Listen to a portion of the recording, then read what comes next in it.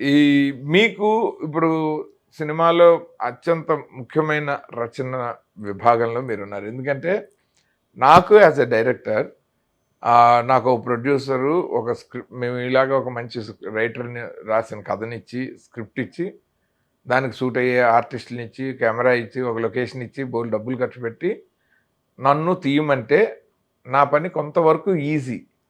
మీకు అవేమి ఉండవు. మీరు పనిలో దిగే టైంకి మీ చేతిలో ప్రొడ్యూసర్ అడ్వాన్స్ కూడా పెట్టుండడు. ఒక A4 సైజ్ కాగితం పెట్టుకొని మీ అంతట మీరు ఒక అద్భుతాన్ని మీరు అందులో టాప్ ఆర్టిస్టులు ఊహించుకోవాలి, కెమెరాను యాంగిల్స్ ఊహించుకోవాలి, లొకేషన్ ఊహించుకోవాలి, వాళ్ళ ఆహార్యం, వాళ్ళ వాచకం అన్నిటినీ మీరు డిఫైన్ చేసుకోవాలి, ఊహించుకుంటూ, రాసుకుంటూ. అండ్ మీ పర్సనల్ లైఫ్ డిస్టర్బెన్స్‌లు మధ్య మధ్యలో ఉంటాయి. న్యాచురల్లీ పిల్లలు స్కూల్ ఫీజులు కట్టాలనో, ఇంట్లో ఏదో అకేషన్ ఉందనో, పెళ్ళిళ్ళనో, పేరంటాలనో, ఇలా అక్కడికెళ్ళాలి, ఇక్కడికెళ్ళాలి, ఇవన్నీ మేము లొకేషన్‌కి వస్తే కాల్ షీట్ టైమ్స్‌లో మాకేమి ఉండవు. ప్రపంచం తలకిందులైనా మేమేం యాజ్ ఎ డైరెక్టర్. మీకు ఎలా సార్ అది అంటే లైక్ ఒక రైటర్‌గా డూ యూ థింక్ మీరు పడే కష్టం ఎక్కువ కదా సినిమా మేకింగ్‌లో? న్యాచురల్లీ ఇప్పుడు నేను చెప్పినట్టు మాకు అన్నీ సమకూరితే మా జాబు. అండ్ పబ్లిసిటీ కూడా మాకు ఎక్కువ వస్తుంది. ఎందుకంటే మా కంటెంట్ తీసిన దగ్గర నుంచే కదా ప్రమోషన్ స్టార్ట్ అవుతుంది. మీ టైంలో అది కూడా అవ్వదు. అవును. మీరు ఎలా అంటే రైటర్స్‌కి ఇండస్ట్రీలో తగిన గౌరవం లేదు అలా అంటే అలాంటిది ఏదైనా ఉందా మీకు? అంటే చాలామంది నా దగ్గర ఎక్స్‌ప్రెస్ చేశారు. మీరు కాదు. మీరు ఏ రోజు అసలు మనం అదర్ దాన్ స్క్రిప్ట్ మాట్లాడుకున్నదే లేదు మీతో. అసలు నా విషయంలో అయితే నాకిప్పుడు కూడా నేను ఇందాక చెప్పాను కదండీ, వెనకబాటుతనం గానీ, లేకపోతే గౌరవం తగ్గిందని గానీ, నాకైతే నా వరకు ఎప్పుడు అనిపించలే. ఎందుకంటే నా ఇండస్ట్రీ నన్ను గౌరవించేది గానీ, నాకు ఇండస్ట్రీ మీద ఉన్నటువంటి ఆరాధనాభావం, అలాగే అది ఎప్పుడూ తగ్గదు. అలాగే ఇండస్ట్రీలో ఉన్నటువంటి వాళ్ళు, నాతో పని చేయించుకుంటున్న వాళ్ళు కానివ్వండి, నాతో ఇంకా పని చేయించుకునే వాళ్ళు కానివ్వండి, పని చేయించుకోవాలనుకునే వాళ్ళు కానివ్వండి, నాకిచ్చే గౌరవం రోజు రోజుకి పెరుగుతూనే ఉంది తప్ప ఇంతవరకు ఎప్పుడు తగ్గలేదు. నాతోటి కొంతమంది ప్రొడ్యూసర్లు, మంచి ప్రొడ్యూసర్లు అన్నారు. మనము ఒక జనరేషన్‌లో రైటర్స్‌కి ఒక మంచి రెస్పెక్ట్ ఉండేది. మెడ్రాస్ ఇండస్ట్రీలో మేమున్నప్పుడు గానీ, హైదరాబాద్ వచ్చిన కొత్తలో గానీ, అంటే మీ ముందర జనరేషన్ రైటర్స్. ఇప్పుడు మనం ఆ రైటర్స్ అన్న ఒక డిపార్ట్మెంట్‌ని మనం సరిగ్గా రెస్పెక్టబుల్‌గా కాపాడుకోలేకపోతున్నాం అన్నారు. అందుకు మిమ్మల్ని అంటే ఈ మాట ఒక ప్రొడ్యూసర్ నుంచే విన్నాను నేను. నేనెప్పుడు అది ఫేస్ చేయలేదు. మీకు అది ఏమి అనిపియలేదు. So okay. నేనెప్పుడు ఫేస్ చేయలేదు. So you are happy with the industry working అదే మోడస్ ఆపరెండి.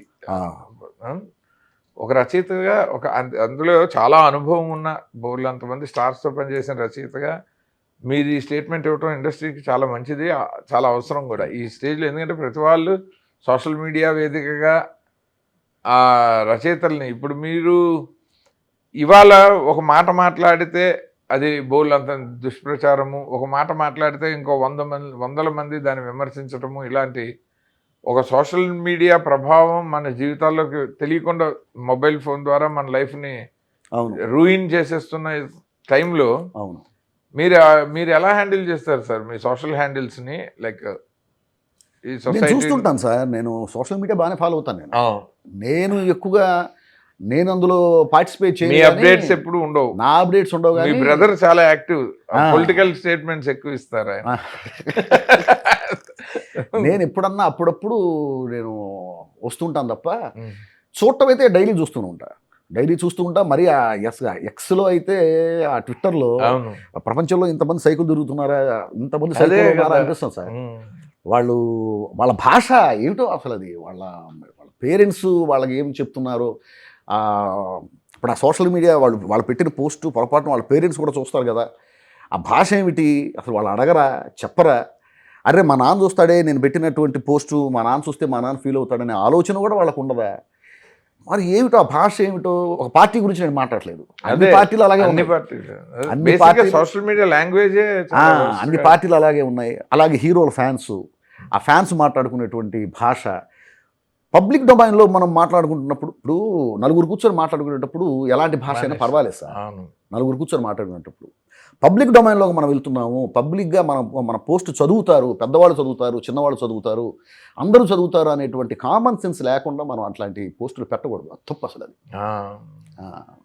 అది బాగా ఈ మధ్య కాసేపు చూసిన తర్వాత ఇక మైండ్ చెడిపోతుంది అనుకుంటే పక్కన పెట్టేస్తారు.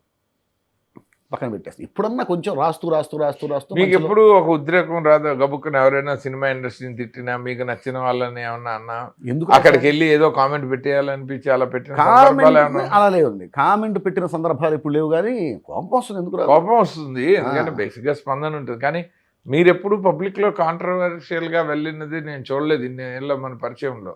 లేదు, నాకు తెలియకుండా ఏమైనా వెళ్ళారేమో అని అట్లా ఏం లేదు. ఏం లేదండి. అసలు ఈ ఎక్కడ మధ్య ఒక పోస్ట్ ఒకటి పెట్టాను నేను ఈ మధ్య, ఆ, అది కూడా బాధేసి పెట్టాను నేను. చొరక? ఎవరి పేరు అంతే, చొరక. ఎవరికి? అది నేను ఆ చొరకలో కూడా నేను ఎవరి పేర్లు మెన్షన్ చేయలే. Okay okay. నేను పొరపాటును కూడా ఒక పేర్లు మెన్షన్ చేయటం కానీ, అలాంటి అన్పార్లమెంటరీ వర్డ్స్ వాడటం కానీ, వ్యక్తిగత దూషణ కానీ మీరు అలా చేయలేదు. పొరపాటున కూడా అసలు ఉండదు. మీ సంస్కారం నేను ఒప్పుకోదు. నాకు కలిగినటువంటి ఒక ఫీల్ పెట్టాను అంతే. ఓకే. పెట్టాను కానీ నేను ఎవరిని ఏమనలేదు. మళ్ళీ వాళ్ళ పేర్లు పెట్టిన కూడా తర్వాత తెలియదు. కామెంట్లు చదువుతారా మీరు? ఓపికగా చదవను. బెస్ట్. పొరపాటున కింద ఎవడని తిడితే, అందుకే ప్రశాంతంగా ఇప్పుడు ఆ కింద ఎవడని తిట్టాడు అనుకోండి, మనకెందుకు వచ్చాం? అదే అసలు పోస్ట్ పెట్టడమే నేను చాలా ఎప్పుడూ rare, కానీ చాలా చాలా rare. rare గా ఎందుకంటే పెడుతుంటా. మీరు ఎప్పుడు పెట్టరు. అది కూడా ఆ కాంట్రవర్సీ అయింది అదొకటే. అది Okay. నేను యాక్చువల్గా నేను ఒక పేర్లు మెన్షన్ చేయలే. పేర్లు మెన్షన్ అయినా చేయలేదు. భుజాలు తడిమేసుకుంటారు. పేర్లు Yeah, మెన్షన్ natural. చేయలేదు కానీ హర్ట్ అయ్యారు. ఉమ్. అంతే, అది అప్పుడు అయిపోయింది ఇక. Okay, okay. అంతకంటే అంత- మీరు ఎక్కువ వాటి అంతే. ఎలా వీటికి అవేగా ఉంటారు సార్? అంటే పిల్లలు కూడా చాలా మన కళ్ళ ముందరే పెరిగిన పిల్లలు చాలా అప్డేటెడ్గా ఉంటున్నారు. ఇన్స్టాలో రీల్స్ పెట్టేస్తున్నారు, లేకపోతే Oh. ఎఫ్బీలో పోస్టులు పెట్టేస్తున్నారు, ట్విట్టర్లో హ్యాండిల్స్ పెట్టుకున్నారు. మీరు దూరంగా ఉండి అప్డేటెడ్గా ఎలా ఉండగలుగుతారు? జనరలీ అంటే ఒక ఫీలింగ్ వస్తుంది కదా, ఫాలో అవుతుంటా కదా సార్. ఫాలో అవుతుంటాం కాబట్టి ఆటోమేటిక్గా అప్డేట్ అవుతుంటాం. ఓకే ఓకే ఫాలో అవుతుంటాం. మనం అందులో ఉండాల్సిన అవసరం ఏముంది? ఓకే. అబ్జర్వ్ చేస్తుంటే చాలు. ఇది ఈ కంట్రోల్ తెలియక మేము చాలా సార్లు ఇరుక్కున్నాం ఇక్కడ. అంటే ఎక్కడ ఆపాలో తెలియాలి ఒక రచయితగా మీకు. ఈ సెంటెన్స్ ఇక్కడ ఆపాలి, ఈ పాత్ర ఇక్కడ ఆగాలి అన్నది మీకు అపరబ్రహ్మలు. అందుకనే అంత కంట్రోల్గా ఉండగలిగారు. సో ఈ ఈ ఇంటర్వ్యూ సరదా, మనం ఇద్దరం ఎప్పుడు మాట్లాడుకున్నా ఈ విషయాలు ఇంతే సరదాగానే ఉండేవి. మా కెమెరాలు ఒకటే కొత్త ఇవాళ మన సంభాషణకి. వేరే మీరు ఏదైనా ఇండస్ట్రీకి కానీ, కొత్తగా వచ్చే వాళ్ళకి కానీ, లేకపోతే మీ అనుభవాల నుంచి మీరు పబ్లిక్కి షేర్ చేసుకోవాలనుకుంటున్న విశేషాలు ఏమన్నా ఉన్నాయి సార్? ఏమే సార్, మనం చెప్పింది ఎవరెనరు? మనం చెప్పింది మేము ఎవరు? మాటలు మేము వింటున్నాం కదా సార్, కళ్ళెదురుగా. నేను అందరికీ చెప్పేది అయితే ఒకటే సార్, కొత్తగా వచ్చేవాళ్ళు ఎవరైతే ఉన్నారో వాళ్ళందరికీ కూడా ముందు ఇండస్ట్రీని అర్థం చేసుకోవడం సంగతి తర్వాత, వాళ్ళని వాళ్ళు అర్థం చేసుకొని రావాలి. నిజంగా వాళ్ళల్లో వాళ్ళు అనుకుంటున్నవాడు ఉన్నాడా? నేను నటుడు అనుకుంటున్నవాడు నిజంగా వాళ్ళు నటుడు ఉన్నాడా లేదా? నేను కెమెరామ్యాన్ అవుదాం అనుకుంటున్నాడు, నిజంగా వాళ్ళు ఆ కెమెరామ్యాన్ ఉన్నాడా లేదా? నేను దర్శకుడు అవుదాం అనుకుంటున్నాడు, నిజంగా వాళ్ళు దర్శకుడు ఉన్నాడా లేదా? రచయిత అవుదాం అనుకుంటున్నాడు, నిజంగా వాళ్ళు రచయిత ఉన్నాడా లేదా అనేది వాడికి తెలియాలి. వాడిని వాడు అపార్థం చేసుకొని రాకూడదు. అదే, వాడు ఒక చిరంజీవి అనుకుని రాకూడదు. రాకూడదు. వాడు ఇంకొకటి ఎవరో. అది ముందు వాడి గురించి వాడికి పూర్తిగా తెలియాలి. అవును. తెలుసుకొని వస్తే ఖచ్చితంగా నిజంగా టాలెంట్ ఉంటే గనక ఆ టాలెంట్ని ప్రోత్సహించడానికి, ఆ టాలెంట్ని గుర్తించడానికి ఇండస్ట్రీ ఎప్పుడు ముందుంటుందండి. మన కష్టం మాత్రమే మనకి, మనం చేయాల్సిందల్లా నేను ఒకటి ఉన్నాను అని చెప్పేసి వాళ్ళకి తెలియాలంతే. నేనున్నాను, నేను బాగా రాస్తాను అనేది ముందు ఇండస్ట్రీ మనల్ని చూసేలాగా మనం బిహేవ్ పని చేయాలి. మన పని మనం చేయాలి. Yeah. అదొకటి. అంతేగాని మనల్ని మనం అపార్థం చేసుకుని ఇక్కడికి రాకూడదు. అపార్థం చేసుకుని వచ్చిన దగ్గర నుంచి తేడాలు వస్తాయి. ఇంకా డిప్రెషన్, అది ఫ్రస్ట్రేషన్.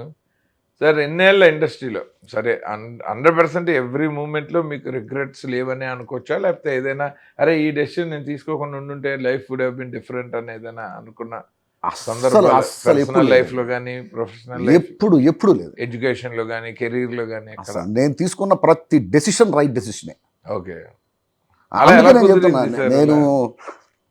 నేను అర్థం చేసుకున్నాను కాబట్టి. మీరు అపార్థం చేసుకున్నారు. నేను కూడా అర్థం చేసుకున్నానని అనుకున్నాను కానీ తేడా కొట్టింది. అయ్యో, సరే అయితే ట్రై చేస్తా, లేదా మీరే చెప్తురు కానీ నేను ఇది అని నాకు పర్సనల్గా చెప్పదు. అయ్యో బలేవారు సార్.